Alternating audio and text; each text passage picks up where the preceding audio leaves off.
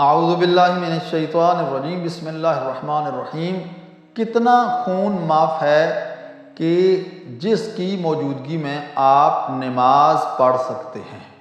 یہ یاد رہے کہ درہم کی مقدار یا انگوٹھے کی یہ جو مقدار ہے، اتنا اگر خون آپ کے لباس پر موجود ہے تو آپ اس صورت میں نماز اس خون کے ساتھ پڑھ سکتے ہیں۔ اتنا خون ہو یا اس سے کم ہو، یا اگر چھینٹے پڑے ہوئے ہیں آپ کے لباس پر تو وہ سارے کا سارا خون ملا کر اگر یہ جو پورا ہے اس سے کم بنتا ہے تو اس صورت میں آپ اسی لباس کے ساتھ نماز پڑھ سکتے ہیں۔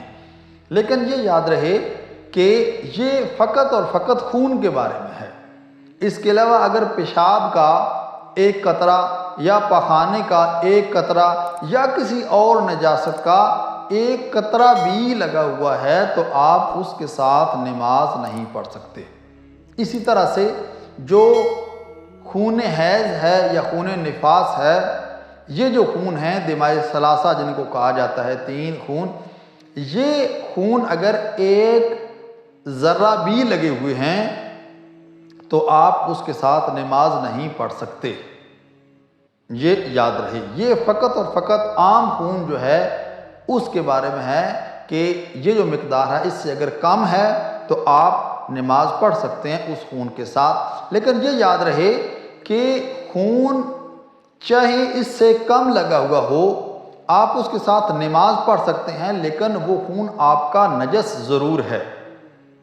جب آپ کپڑے دھوتے ہیں، اگر آپ اسی لباس کو مشین کے اندر ڈال دیتے ہیں تو وہ سارے کے سارے کپڑوں کو نجس کر دے گا۔ وہ نجس ضرور ہے، لیکن وہ نجاست جو لگی ہوئی ہے وہ نماز کی صورت میں معاف ہے کہ آپ اس کے ساتھ نماز پڑھ سکتے ہیں۔